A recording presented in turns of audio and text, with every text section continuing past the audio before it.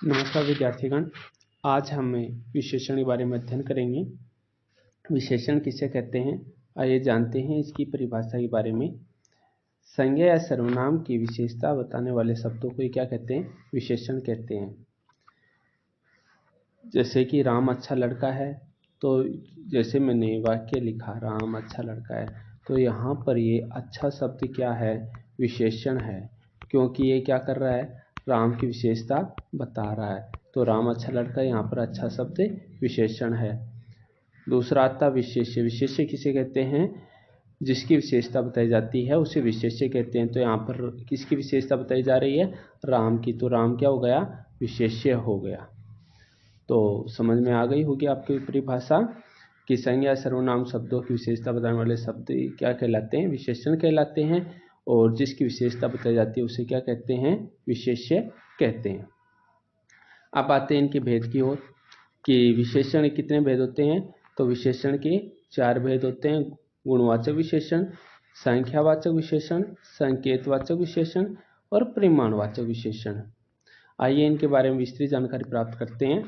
सबसे पहले आता है गुणवाचक विशेषण। गुणवाचक विशेषण किसे कहते हैं कि संज्ञा सर्वनाम के गुण, दोष, रूप, रंग, आकार का बोध कराता है, उसे गुणवाचक विशेषण कहते हैं। जैसे कि मोटा, गोल, गोरा, कायर, अच्छा, नीचा, बीमार, तो ये सारे क्या कर रहे हैं, व्यक्ति या वस्तु के गुण, दोष का, रूप, रंग, आकार का बोध करा रहे हैं। इसके अलावा स्वाद का बोध होता है, जैसे मीठा, कड़वा, तो ये स्वाद का बोध होता है, वो भी किस में आता है, गुणवाचक विशेषण में आता है। ऐसे आकार का बोध होता है, जैसे मोटा, पतला, छोटा, बड़ा, आकार का बोध होता है, वो भी किस में आता है, गुणवाचक विशेषण में ही आता है। अब दूसरा आता है अपना संख्यावाचक विशेषण। संख्यावाचक विशेषण में जैसे नाम से पता चल रहा है संख्या कि इसमें किसका बोध होता है, संख्या का, कि संज्ञा और सर्वनाम की संख्या का बोध कराने वाले विशेषण को संख्यावाचक विशेषण कहते हैं। संख्यावाचक विशेषण के 2 भेद होते हैं, एक तो होता है निश्चित संख्यावाचक विशेषण और दूसरा होता है अनिश्चित संख्यावाचक विशेषण। अब इसमें संख्यावाचक विशेषण के उदाहरण दे रखे हैं, जैसे कुछ, दो, दूसरा, पहला, सात, छठा, 5, ये संख्या का बोध हो रहा है। जैसे कक्षा में 5 विद्यार्थी पढ़ रहे हैं, तो कितने विद्यार्थी की संख्या हुई, 5 विद्यार्थी की। कक्षा में 7 विद्यार्थी खेल रहे हैं, तो कितने विद्यार्थी की बात हुई, 7 विद्यार्थी की। तो यहाँ पर जैसी संख्या का बोध होता है उसे ही संख्यावाचक विशेषण कहते हैं। यहाँ पर कुछ शब्द दे रखा है, कुछ, तो इसका मतलब यहाँ पर कौन सा संख्यावाचक विशेषण हो गया, अनिश्चित संख्यावाचक विशेषण हो गया, कि कुछ विद्यार्थी पढ़ रहे हैं, तो कुछ कितने पता नहीं चल रहा, तो यहाँ पर कुछ शब्द किसका बोध करवा रहा है, अनिश्चित संख्या का बोध करवा रहा है।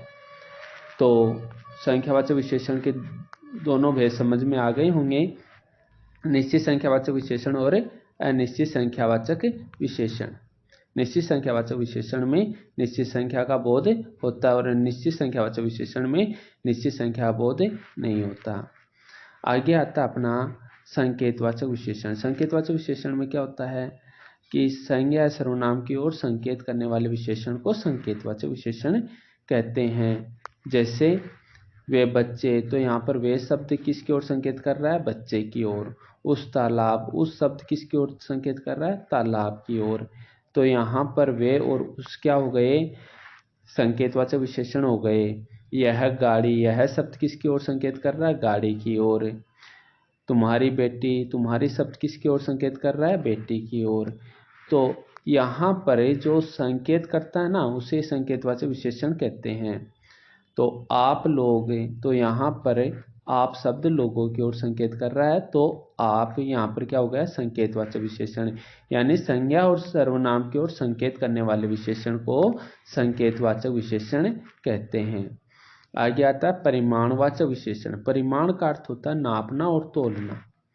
परिमाण किसको कहते हैं, नापने और तोलने को परिमाण कहते हैं। तो संज्ञा और सर्वनाम के नाप तोल का बोध कराने वाले विशेषण को परिमाणवाचक विशेषण कहते हैं। जैसे 4 लीटर, जैसे मैं कहूँ कि घड़े में 4 लीटर पानी है, तो 4 लीटर का मतलब क्या हो गया कि यहाँ पर पानी की मात्रा का बोध करवाया गया है। ऐसे ही थोड़ा सा पानी की घड़े में थोड़ा सा पानी है, थोड़ा सा कितना पता नहीं चल रहा, लेकिन किस में आएगा, ये परिमाणवाचक विशेषण में आएगा। 2 तोला, 5 टन, कुछ किलोमीटर, ये सारे परिमाणवाचक विशेषण में आते हैं। अब आते हैं परिमाणवाचक विशेषण के भेद की ओर। परिमाणवाचक विशेषण के 2 भेद होते हैं, एक तो निश्चित परिमाणवाचक विशेषण और दूसरा आता है अनिश्चित परिमाणवाचक विशेषण। यहाँ पर जैसे 4 लीटर दे रखा है, 2 तोला दे रखा है, 5 टन दे रखा है, ये तो किस में आ गए, निश्चित परिमाणवाचक विशेषण में आ गए। क्यों? क्योंकि इसमें निश्चित मात्रा का बोध हो रहा है। लेकिन थोड़ा सा, कुछ किलोमीटर, ये शब्द क्या हैं, इसमें थोड़ा सा कितना सा, मैं कहूँ कि घड़े में थोड़ा सा पानी है तो थोड़ा सा कितना है, तो इसकी मात्रा का बोध नहीं हो रहा, तो ये किस में आ जाएगा, अनिश्चित परिमाणवाचक विशेषण में आ जाएगा। कुछ किलोमीटर की वह कुछ किलोमीटर चला, तो कुछ किलोमीटर कितने किलोमीटर, उसका बोध नहीं हो रहा निश्चितता का, तो ये क्या हो गया, अनिश्चित परिमाणवाचक विशेषण हो गया।